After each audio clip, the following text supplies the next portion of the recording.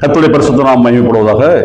இன்றைய வார்த்தை மோசேக்கு தேவன் கொடுத்த வாக்கு தத்தங்களும் வார்த்தைகளும் இன்றைக்கு நம்மளுக்காகவும் ஆண்டவர் பேசிக் கொண்டிருக்கிறார்.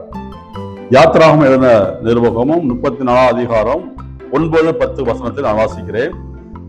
மோசே சொல்லுகிறார், ஆண்டவரே, உம்முடைய கண்களே எனக்கு கிருபை கிடைத்ததனால் எங்கள் நடுவிலே ஆண்டவராய் எழுந்தருளும் வேண்டும். இந்த ஜனங்கள் வணங்கா கழுத்துள்ளவர்களும், நீரே எங்களை அக்கிரமத்தையும் எங்கள் பாவத்தையும் மன்னித்து எங்களை உமக்கு சுதந்திரமாக ஏற்றுக்கொள்ளும் என்று மோசே சொல்லுகிறார். இந்த ஜனங்கள் எல்லாம் அழைக்கப்பட்ட இஸ்ரவேல் ஜனங்கள் வணங்கா காலத்துல ஜனங்கள். எப்பயுமே ஒரு ஒருமனப்பாட்டில் இருக்க மாட்டாங்க. அப்பப்போ அவங்க தேவைக்காண்டி பேசுவாங்க, இல்லைன்னா மனம் மாறிடுவாங்க.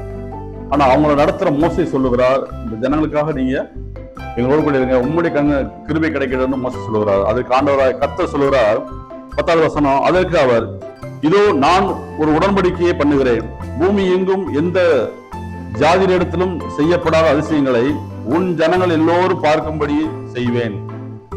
உன்னோடு கூட இருந்து உன் ஜனங்கள் யாவருக்கும் கர்த்தருடைய செய்கைகளை காண்பார்கள். நான் உன்னோடு கூட செய்யும் காரியம் பயங்கரமா இருக்கும் என்று வேதம் சொல்கிறார், ஆண்டவர் சொல்லுகிறார். இந்த பூமியில நம்மளுக்கு 1000 சூழ்நிலைகள், நம்மளுக்கு விரோதமான காரியங்கள், எதிர்மறையான காரியங்கள், குடும்பத்துல பிரச்சனைகள் எல்லாம் உங்களை சஞ்சலப்படுத்தி தவிக்க வைக்குதா? பயப்படாத இருங்கள். கர்த்தர் சொல்லுகிறார், நான் உன்னோடு கூட இருந்து செய்யும் காரியம் பயங்கரமா இருக்கும் என்று சொல்லுகிறார். அவர் உங்களுக்குள்ள வந்துட்டார்னா உங்களுக்கு விரோதமா எழும்புற எந்த ஆயுதமும் அது வாய்க்காதே போகும் என்று வசனம். இது கடுமையானவர்கள்.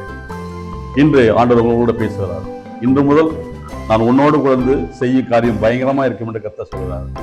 தேங்க்யூ. God bless you. அடுத்த சந்திப்போம். ஆமென்.